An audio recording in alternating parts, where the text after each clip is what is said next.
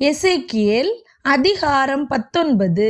நீ இஸ்ரவேல் பிரபுக்களின் பேரில் ஒரு புலம்பல் பாடி சொல்ல வேண்டியது என்னவென்றால், உன் தாய் எப்படிப்பட்டவள்? அவள் ஒரு பெண் சிங்கம். அவள் சிங்கங்களுக்குள்ளே படுத்திருந்து பால சிங்கங்களின் நடுவிலே தன் குட்டிகளை வளர்த்தாள். தன் குட்டிகளில் ஒன்று வளர்ந்து பால சிங்கமாகி இரை தேட பழகி மனுஷரை பட்சித்தது. புற ஜாதிகளும் அதன் செய்தியை கேட்டார்கள். அது அவர்களுடைய படுகுழியில் அகப்பட்டது.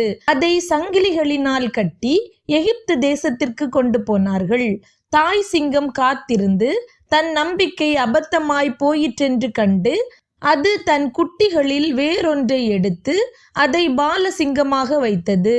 அது சிங்கங்களுக்குள்ளே சஞ்சரித்து பால சிங்கமாகி இரை தேட பழகி மனுஷரை பட்சித்தது. அவர்களுடைய பாழான அரண்மனைகளில் திரிந்து அவர்களுடைய பட்டணங்களை பாழாக்கிற்று.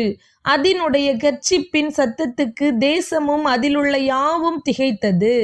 அப்பொழுது சுற்றுப்புறத்து ஜாதிகள் அதற்கு விரோதமாக எழும்பி வந்து தங்கள் வலையை அதன் மேல் வீசினார்கள். அது அவர்களுடைய படுகுழியிலே அகப்பட்டது. அவர்கள் அதை சங்கிலிகளினால் கட்டி ஒரு கூட்டுக்குட்படுத்தி அதை பாபிலோன் ராஜாவினிடத்துக்கு கொண்டு போனார்கள்.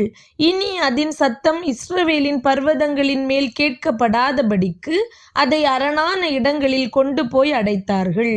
நீ அமெரிக்கையோடு இருக்கையில் உன் தாய் தண்ணீர் ஓரமாய் நாட்டப்பட்டதும் மிகுதியான நீர் பாய்ச்சலால் கனி தருகிறதும் தழைத்திருக்கிறதுமான திராட்சை செடியாயிருந்தாள். ஆளுகிறவர்களின் செங்கோலுக்கேற்ற பலத்த கொப்புகள் அதற்கு இருந்தது. அதன் வளர்த்தி அடர்த்தியான கிளைகளுக்குள்ளே உயர ஓங்கி தன் உயரத்தினாலே தன் திரளான கொடிகளோடும் கூட தோன்றிற்று. ஆனாலும் அது உக்கிரமாய் பிடுங்கப்பட்டு தரையிலே தள்ளுண்டது. கீழ்காற்றினால் அதன் கனி காய்ந்து போயிற்று. அதன் பலத்த கொப்புகள் முறிந்து பட்டு போயின. அக்கினி அவைகளை பட்சித்தது. இப்பொழுது அது வறண்டதும் தண்ணீர் இல்லாததுமான வனாந்தர பூமியிலே நடப்பட்டிருக்கிறது. அதன் கொடிகளில் உள்ள ஒரு கொப்பிலிருந்து அக்கினி புறப்பட்டு அதன் கனியை பட்சித்தது. ஆளுகிற செங்கோலுக்கேற்ற பலத்த கொப்பு இனி அதில் இல்லை என்று சொல். இதுவே புலம்பல், இதுவே புலம்பலாயிருக்கும் என்றார்.